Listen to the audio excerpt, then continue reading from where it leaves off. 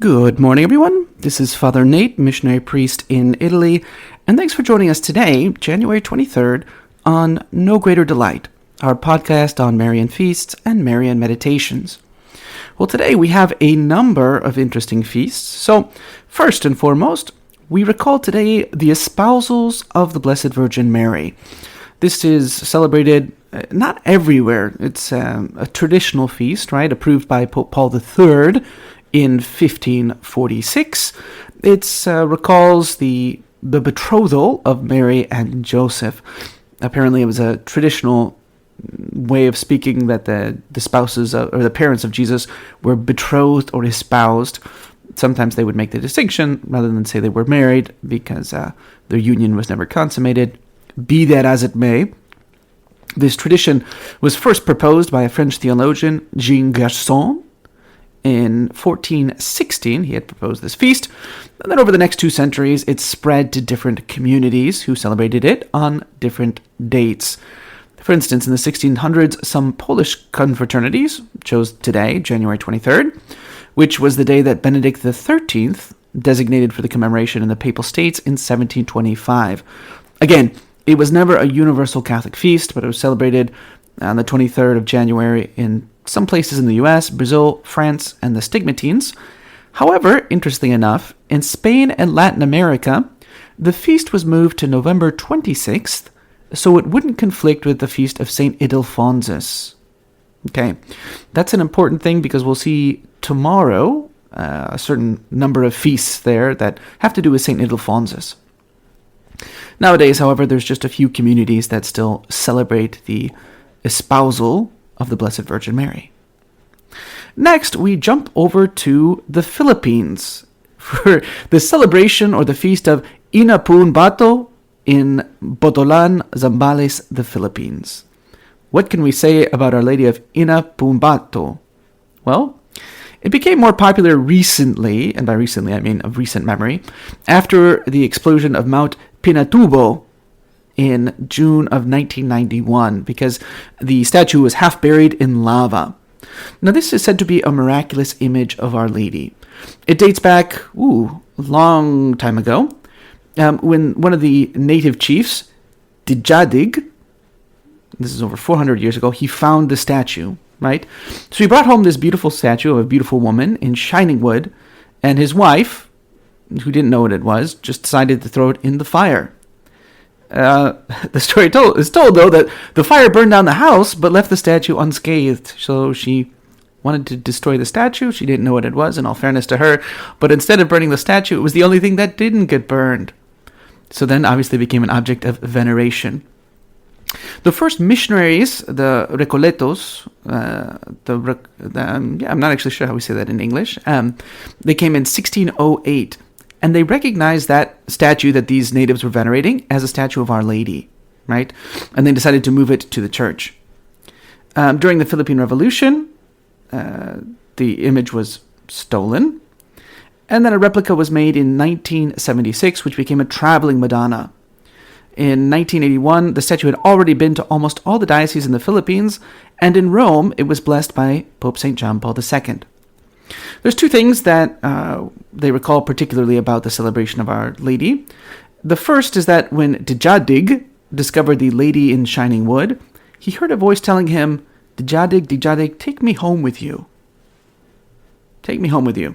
And so, commenting on this, our source tells us that the call of Mary goes to the heart of all of us, right? Likewise, the missionaries first thought they were going to have to deal with the worship of a statue, but when they saw the image, they knew better. They were convinced that Mary had paved the way for their coming.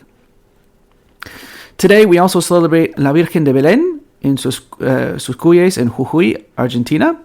It's the town's patronal feast, so there's a mass and procession in her honor. And then lastly, we jump all the way back over to India to celebrate Our Lady of Perinayagi in Konankumpam in Kudalur, Tamil Nadu, India. Okay, so what is this feast? Well, it's actually a very beautiful story, right? Konankumpam was originally a forest, and so the people used to bring their flocks there for grazing, eat the grass. So during the 17th century, an Italian missionary, Father Besci, had brought 2 statues of the Blessed Mother to consecrate at the place where he worked, right? So passing through that forest on his way to Elacurici, which is where he worked, he felt tired, and so he fell asleep under a tree, natural thing to do.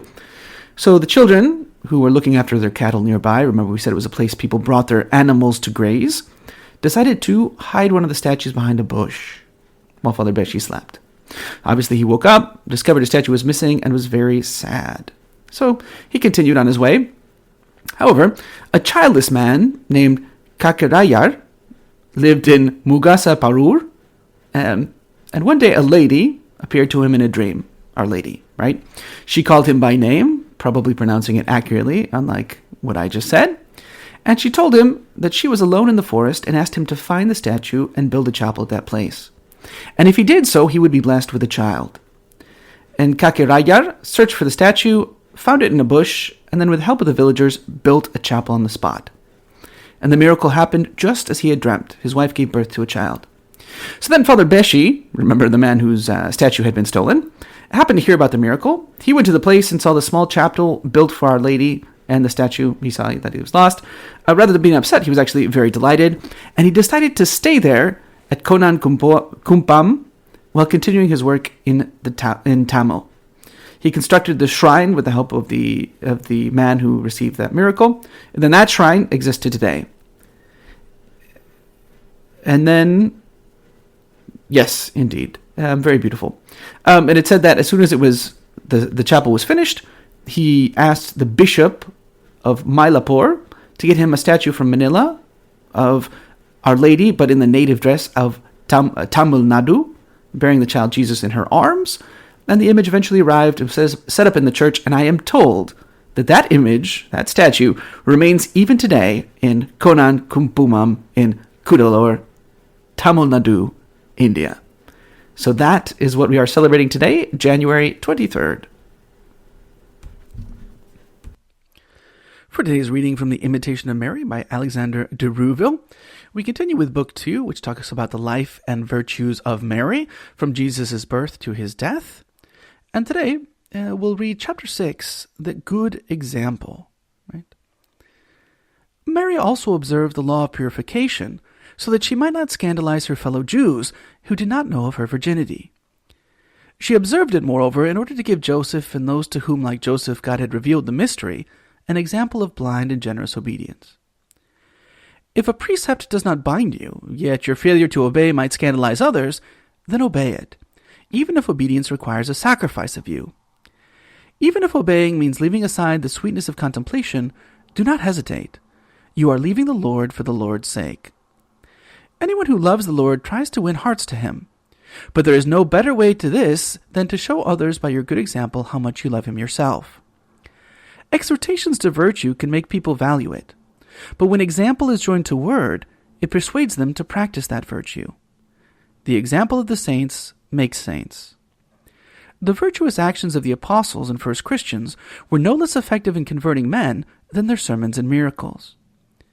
How few Christians today become through virtuous example the good fragrance of Jesus Christ. That's 2 Corinthians 2:15. We might almost think that men band together in society in order to contribute to each other's damnation through bad example. If you want to damn yourself, then do it alone. Do not drag with you the weak brothers for whom Jesus Christ has died. If it is a crime to rob your neighbor of earthly possessions, how much greater a crime to rob him of eternal goods? Then you turn yourself into a messenger and tool of the devil. All those especially who possess any authority tend to conform to the latter in the way they act.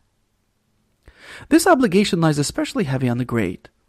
If such men do not respect the laws of God or the Church, they will be immediately imitated by others. Subjects may even regard it as something to boast about when they follow such an example. Let great men learn from the Virgin Mother of God to use their high position in order to give great glory to God who put them there. Is earthly greatness to be the justification for being less Christian? Of course not. Higher position, if you look at it correctly, only means a greater obligation.